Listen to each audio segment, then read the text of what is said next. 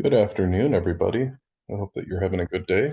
Today is basically the second part of the lecture for Tuesday, I guess that would be the 11th. And this is all about protein analysis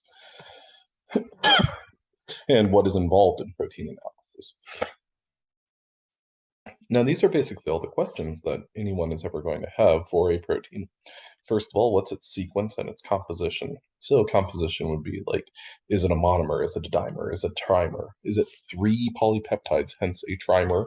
Or is it just one, a monomer? What does that protein look like in three dimensions? How does it find its native fold? How does it achieve its biochemical role? How is its function regulated? How does it interact with other macromolecules? How is it related to other proteins? Where is it localized within the cell? And what are its physiochemical properties? Now, these are, I would argue that if you are able to answer all of these questions for a protein or a class of proteins, that's kind of the amount of work that's required for a PhD. You are doing this very thorough analysis of a protein. You're characterizing it through and through.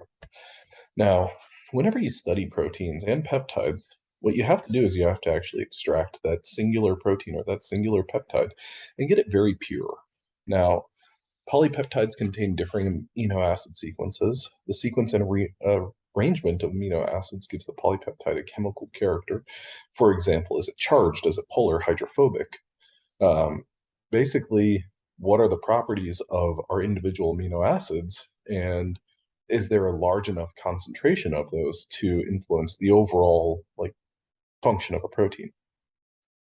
Now, some polypeptides bind specific targets, which can be used to more or less fish them out. And whenever I say fish them out, what I mean is if you have a protein that binds nickel, well, you can immobilize that nickel onto something, put it in your cell mixture or your protein mixture, and pull that nickel out, and therefore pull out just that protein, or just nickel binding protein. Now, with all of that said, a mixture of proteins can be separated in tons of different ways, different properties of those proteins. Now, separation relies on differences in physical and chemical properties. What's the charge? What's the size? The affinity for a ligand, for example, what I was talking about with respect to nickel. What's the solubility of that protein? Hydrophobicity and the thermal stability. For instance, if you have a protein that is stable at 70 degrees, and every other protein within this mixture is only stable at 35 degrees, well, you could heat that mixture up to 70 degrees or 50 degrees, and all of the proteins that have a lower stability temperature, they're going to denature, they're going to precipitate. So this is where we bring back that thermal denaturation curve.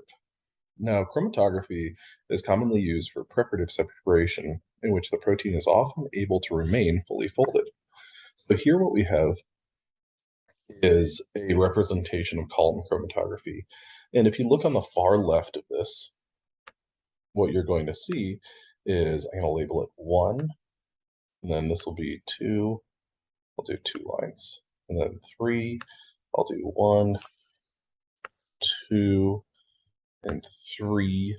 So I'm going to stop there because it's kind of hard to draw these, but 1, 2, 3, 4, and 5.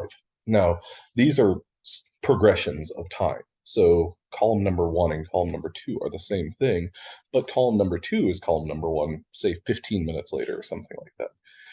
And what you do is you add a protein mixture to that column. You give it time and you use what's known as a peristaltic pump to flow a solution through that column at a fixed rate, say 1 milliliter per minute or something like that, or half a milliliter per minute.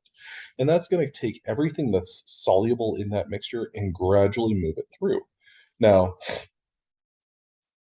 if you did column chromatography in an organic lab, what you were doing was you're separating kind of based on polarity. And if you had a polar substance and a polar resin, or a polar, not resin, stationary phase of your column, that polar protein or that polar substance is going to adhere to that polar stationary phase, and it's just going to hang out there. It's going to stay there. Whereas nonpolar substances are going to migrate through. You have the same sort of thing. Like if you have a protein, let's say you're separating based on charge. If you have a protein that's positively charged, And then your stationary phase for your column is also positively charged. Well, this is where it's a little different from organic, because that positively charged protein and that positively charged resin, they're not going to interact for a long period of time. The interaction is going to be very transient. Positive is going to repel positive, so that positively charged proteins will flow straight through. Now, that's the principle of ion exchange chromatography, where you're separating based on charge. Column chromatography is kind of a big umbrella term, where you have affinity chromatography, so you're separating based on the strength of an interaction. You're separating based on charge with ion exchange chromatography. And then you have hydrophobicity that you can separate by. There's tons of different properties. Any property of an amino acid in a protein, that's a property that you can use to separate proteins. And they all follow the same general principle. Column, solution flows through, protein or small molecule adheres to the resin and stays there. Now here what we have is a representation of that ion exchange chromatography. Now this is going to show, or the column in this case, if you look over here, there we go. We look right here, these gray beads are negatively charged. So our resin, our stationary phase is negatively charged. So what that means is it's not going to be at all attracted to negatively charged molecules, negatively charged proteins. Instead, it's going to be attracted to positively charged molecules, positively charged proteins or amino acids. Now, one thing that I want you to think about with that is that ultimately relates to the pH of a solution. It's because we have to think about our pKa for different amino acids. So in this type of chromatography, where your resin is negatively charged, that is known as cation exchange chromatography. And what that is basically the molecule, the positively charged molecule, is adhering to that. So when we have this negatively charged resin, our negatively charged proteins, which are represented by our red proteins and our kind of pinkish colored proteins, they migrate through the column at a pretty high speed because they don't adhere to the column. They don't really have an attraction to that resin. So this is a cation exchange chromatography is very effective for binding positively charged molecules and positively charged proteins. How is that done? With a negatively charged resin. Okay. Now, another type of chromatography is known as gel filtration or size exclusion chromatography. The way that size exclusion chromatography works is you have these really small beads, which are represented by these circles right here, these three circles. Those are just three beads. And if you look at them, they have these grooves or pores within them. Now, what's going to happen in gel filtration or size exclusion chromatography is large proteins are not going to enter that bead. They are not going to therefore adhere to that resin. Their interaction with that resin is very, very transient. So basically, I always kind of think about it like, imagine that you were playing, let's say you had a solo cup, a red plastic solo cup, and you tried to throw a basketball in it. What's going to happen is that basketball is going to hit the top and rim out. If you got like a tennis ball or something by contrast, well, that tennis ball is going to hit the top and basically get stuck in there. And, with enough force, you'll be able to force it through. But gel filtration chromatography is a type of chromatography where the largest molecules are going to elute from your column first.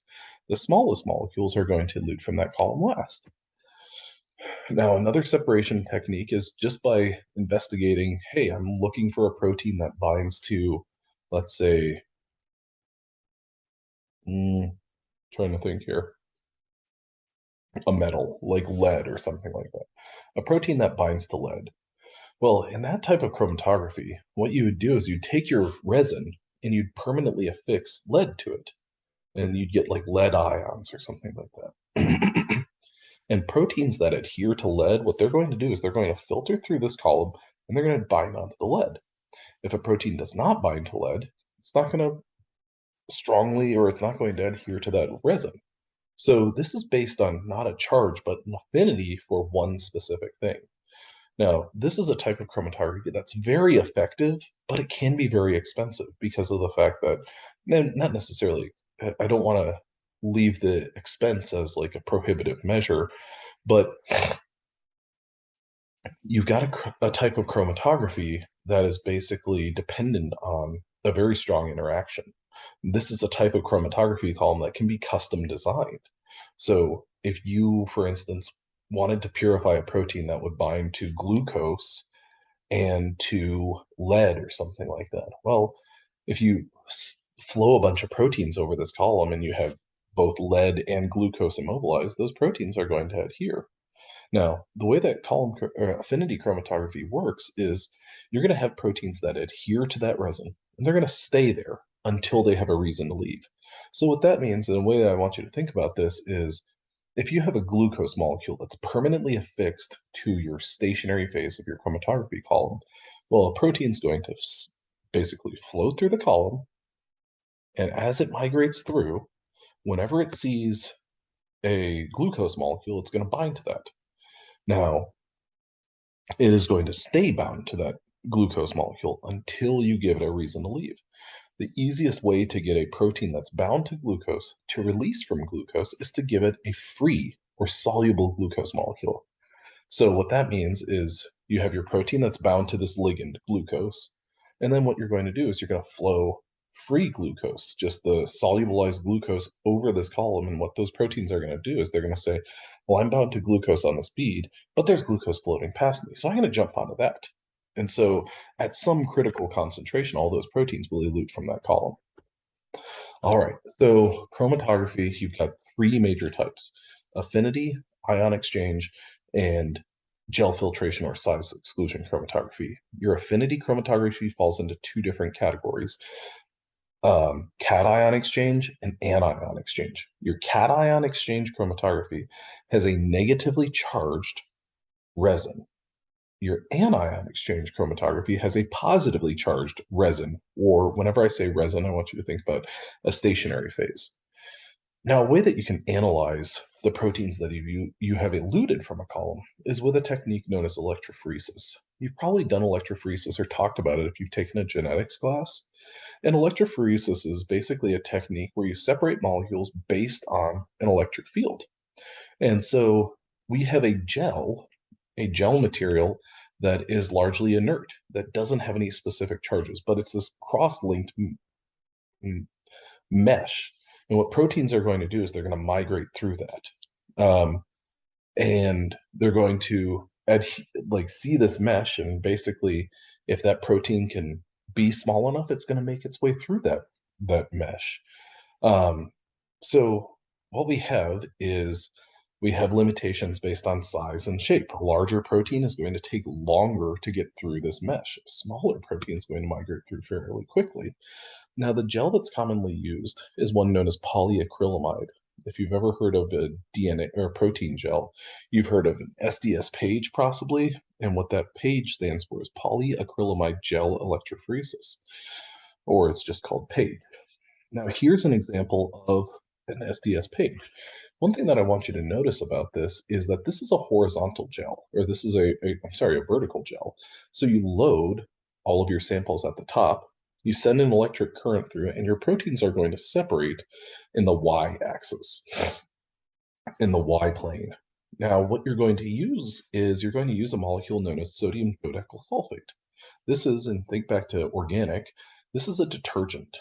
Now, if you look at SDS, what you'll notice is you've got a sodium ion, a sulfate ion, and then you've got a total of 12 carbons, making this long alkyl chain. So dodecyl, so 12, 12 carbons in this alkyl chain. Now, SDS forms what are known as micelles, which bind to our protein and facilitate the unfolding of it. Now, one thing I want you to think about, because we talked about the Christian Anfinsen research, well, Christian Anfinsen had to use something known as beta-mercaptoethanol. So SDS is a denaturant, but it's not going to do anything to disulfide bonds. Now, SDS gives all proteins a uniformly negative charge. The native shape of proteins does not actually matter to it, because what's going to happen is this protein that's balled up in this 3D shape is going to unfold, and then all these SDS molecules, which are all charged, are going to bind to that protein. So what that's going to lead to is it's going to lead to a protein with an overall negative charge. So that's the aim of SDS. So we give a uniform negative charge to our proteins. So it doesn't even matter what the R groups of these amino acids are, because all that matters is we've got sodium dodecyl sulfate, that has lined the length of that protein. Now here what we have is a visualization of a protein gel. Now the column in the far left, that is listed as markers. And so another way to think about that is those are molecular weight standards. Now, that basically gives you a relative migration distance for different proteins. What this shows us is that there's one protein that's approximately 97,400, and the units for proteins are Daltons. The next band right here is approximately 66,200. Next is 45,000, 31,000, 21,500, and 14,400. So what this is valuable for is this is a standard. That's a standard that you can compare. For instance, this protein right here in all of these columns. So we've got something that basically is in all of these columns. And you could ask the question, well, approximately what size is that protein? That protein is approximately 45,000 Daltons, or 45 kilodaltons. Now, if you're trying to purify a protein that's, say, 22 kilodaltons, and you see that band right there, that's one indication you didn't purify the protein that you were looking for, or you didn't purify the protein that you were anticipating. So what this is showing, though, from left to right, is we've got our markers, we've got uninduced cells, induced cells, soluble crude extract, ammonium sulfate precipitate, anion exchange, cation exchange, and purified protein. What this is showing is more or less the progression that you go through when you're purifying a protein. You always try to overexpress a protein in bacterial cells like E. coli. And what you're going to do is you're going to grow this E. coli, and then you're going to induce it. So those cells are growing, but they're not producing your protein until you add what's known as an induction agent. Now, that's why we see this really robust band right here. So our protein is getting expressed. Now, the next column, soluble crude extract. We've got this band right here. Okay, so this soluble crude extract is basically when you just took the E. coli cells and you ran them and you didn't try to process them at all. You didn't run them over a chromatography column. You instead just said, all right, well, what is in all of these cells? Now, what is in these cells, but specifically, what is in my supernamed? Whenever you see soluble, I want you to kind of think about supernamed. And therefore, I want you to think of the opposite of supernamed, your precipitate. So a soluble fraction is basically what's in the supernamed. Next up, we've got ammonium sulfate precipitate. So when you have tried to separate using ammonium sulfate, which if you remember in our previous slides, we looked at ammonium sulfate as a reagent that you can use to denature proteins. So you add ammonium sulfate and you see basically, do I precipitate some proteins? Did my protein get precipitated? Next up is anion exchange and cation exchange. Now, one thing that I want you to keep in mind with respect to anion and cation exchange in any type of chromatography column is your goal when you're trying to purify a protein is to enrich for that protein.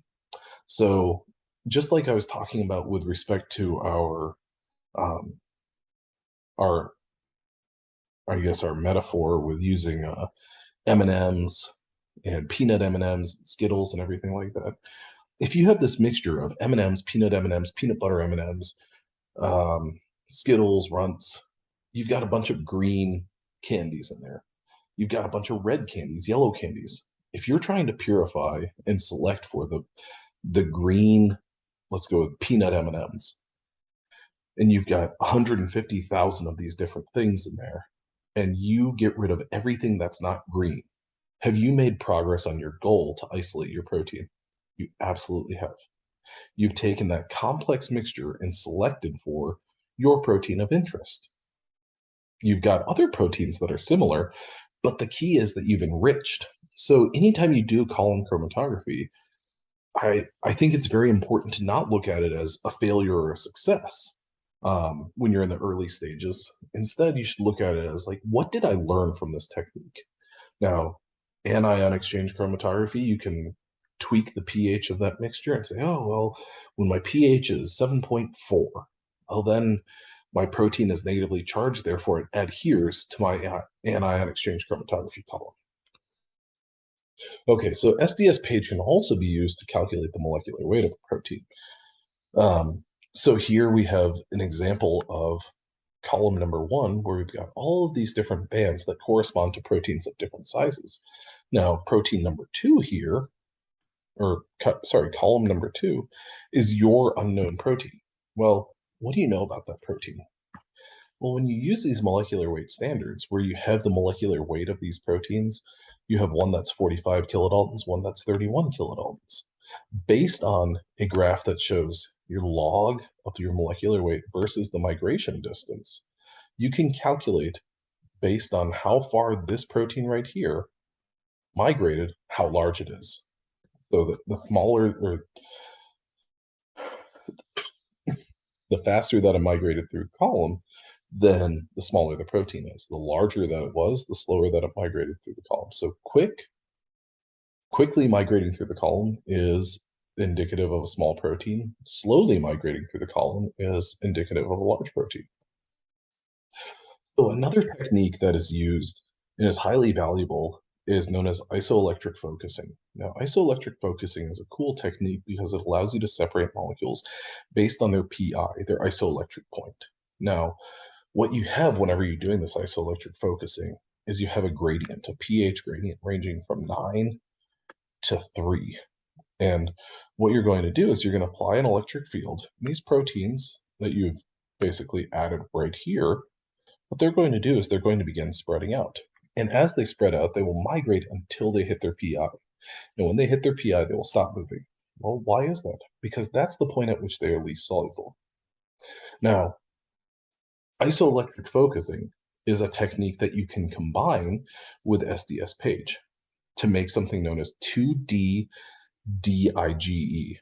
So two-dimensional differential gel electrophoresis. Now, the power of this technique is you've separated on 2 different dimensions, one of which is your PI. The next is your molecular weight, and it has to be done in this order. The reason is because your second dimension is your SDS, where you're going to apply SDS and you're going to therefore denature your proteins. Now, the power of this technique is that you can look at, let's say you compare a cell, or a cell from someone who's afflicted with cancer and then somebody who is not. What you can do is you can take these 2 different gels. I'm going to draw, let's say that this one right here that I've circled is I'm going to label it with a C and then NC for non-cancer. And what you do is you have basically the exact same patterning, but then what you might notice is, oh, well, this dot right here, this protein right here is absent in this non-cancerous cell. Why? So that means that the protein has been processed in a slightly different way. So it's a very fair question to then begin investigating that. Say, well, we've got this non-cancerous cell, and we've got a cancerous cell. This cancerous cell, we've got this protein right here, and lo and behold, it is, processed, it's been cleaved, it originates from this. You learn a lot about a protein and what makes these cell types different. And that gives you an avenue to begin investigating. Well, is that a cause, or is that an effect of someone having cancer? And so it gives you a way to kind of begin your investigation with a little bit of information. Now, if you go back to Gen Chem 2, one of the things that you learn about in Gen Chem 2 is you learn about the Lambert-Beer law, or Beer's law. And we can use the Lambert-Beer law, or Beer's law, because we have a couple of different amino acids, tyrosine and tryptophan, that act as chromophores. These amino acids, if you look at the structure of them, I'm going to bring back an organic word, they are aromatic residues. They have rings. So tryptophan and tyrosine, phenylalanine to a lesser degree, but tryptophan and tyrosine, what they're going to do is they're going to absorb light at 280 nanometers. Now, the power of that is what you'll be able to do is you'll be able to get an unknown protein fraction and see if it absorbs light at 280 nanometers. In the event that it does, your protein has tryptophan or tyrosine. So that gives you a way to basically track, is my protein still in this sample? Okay, now tracking and keeping track of a protein is valuable, but whenever it comes to purity of a protein, we're really concerned with something known as specific activity. So that relates the purity of your protein of interest. So proteins in a complex mixture often require more than one purification to completely isolate the protein of interest. During purification, determination of the location of the protein of interest can be performed by tracking its behavior. So you'd use A280 to say, do I have protein in this mixture? Yes, I do. Okay, then what I want to do is I want to look at, well, I know that my protein that I'm trying to purify, what it does is it takes a glucose ring and breaks it open, for example. Um, can I monitor that? And if I can, then I can say, okay, well, sample number one after gel filtration chromatography, what I see is that I have protein there, but I don't see any of that glucose ring being broken up. Okay, so I've got protein, but it's not my protein. Now, for every subsequent thing, you'd want to look at it and you'd say, okay, is my protein of interest in that mixture? The ratio of activity to total protein concentration is known as specific activity. So this is akin to how I describe purification of proteins. Here what we've got is, let's say that you're looking for any number. Let's say you're looking for the red beads. Well, in beaker number one here, you've got 5 red beads. In beaker number 2 there, you've got a couple more red beads. And so what you've got is you've enriched for your protein. The total number of proteins has plummeted, but relatively, your protein of interest remains there. Okay, so that's specific activity versus, protein content. The last thing that we need to talk about is protein sequencing. Now, protein sequencing is important, but it's kind of funny because if you compare it to genome sequencing, proteome sequencing versus genome sequencing, proteome sequencing is considerably less interesting. The reason for that is if you know about the genome, then you know about transcription and translation. And so based on a simplistic study of what am I talking? Sorry, a simplistic study of genomics, you can say, oh, okay, well, here's an open reading frame. Here's the protein that would be produced by this strand of DNA. So you can deduce based on the DNA sequence what protein you're talking about. There is still value to protein sequencing. For instance, in the event that you want to confirm, hey, I think I'm working with this peptide that's lysine, lysine, lysine, lysine, arginine, arginine, arginine. Well, you can analyze that and you can make some confirmation. Now, the classical or older technique is known as Edman degradation. Now, what this consists of is basically taking a polypeptide and modifying the N-terminal residue, cutting it off, and then identifying what that N-terminal residue is. Then you take this peptide that lacks that N-terminal residue or has that removed N-terminal residue, you modify it again, you cut that off. And so you just go through this repetition of cleaving off the N-terminal amino acid one at a time. So this can be used to identify a protein with a known sequence, confirmation like, hey, I thought that I was working with this protein, and lo and behold, I am.